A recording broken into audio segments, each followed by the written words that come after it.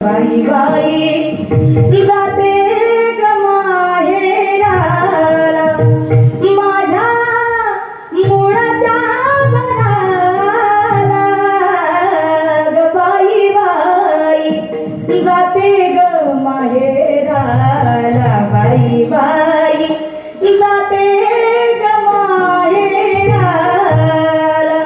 आज माहेरा कार्यालयाचा आनंद आहे। बाबा गेल्याच आठवड्यात पाडव्याच्या दिवशी माहेराला जाऊन आले, कीर्तनच होतं तिथं।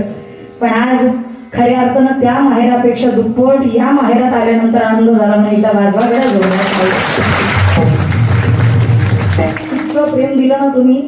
महाराजांचं स्टेटस आहे बाबा, तुम्हाला कदाचित पाहायला मिळेल, नाही देखील ते मिळेल भोग सुखाचे सोहळे। आल्यानंतर एवढा पाहुणचार, एवढं प्रेम, सगळ्यांचं आपुलकीनं फोन सकाळपासून। ताई म्हणजे महाराजांना येत होता, तुम्ही लवकर या ताईंना घेऊन, पोरांना घेऊन सगळं फिरवायचंय, ते बोटीचा प्रवास करायचाय, सगळं दाखवायचंय।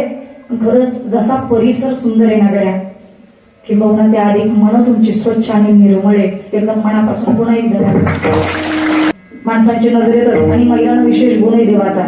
महिलांना समोरची नजर कोणत्या भावानं येते हे कळतं आणि त्याच अधिकार म्हणून महिलांना ज्यांना कळतं ना, म्हणून महिलांनी थोडंसं सावधही राहिलं पाहिजे। मुलींना जाता जाता संदेश आहे, आपल्या बाबाचं नाव नाही मोठं करता आलं करू नका, मी आम्हाचे नाही, त्यांच्या पाया पडता आलं पडू नका गड्या। पण आपल्या वाईट वर्तणुकीमुळे आपल्या बापाला कुणाच्या तरी पाया पडावं लागेल एवढी फक्त वेळ होऊ नका। आपल्या बापाची मान उंचावायला शिका, समाजात सांगू द्या हे माझं लेकरू आहे। मुळात समाजात बापानं सांगण्यापेक्षा समाजानं म्हणावा अमुक अमक्याची, अरे या अमक्या अमक्या मुलीचा बाप आहे हा, समाजाला सांगू द्या। जेव्हा महाराजांचं चरित्र पहा, अरे स्वतःच्या आयुष्यामध्ये कारकीर्द गाजवावी, छत्रपती शिवरायांसोबत राहावं। अरे नाना तऱ्हेचा प्रसंग आला आयुष्यात, माझ्या शिवरायांवरती आला तो प्रसंग।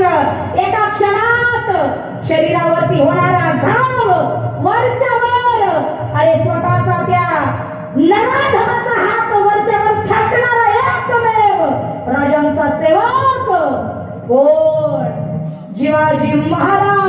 अरे होता जीवा म्हणून वाचला शिवा, सय्यद बंडाचा वरच्यावर हात कापला आणि तिथल्या तिथं त्याचा निपात करणारा एकमेव राजा।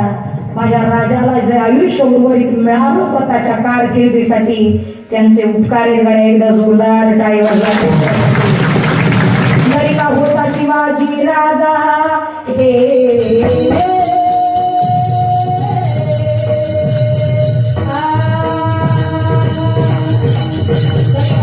शिवाजी राजा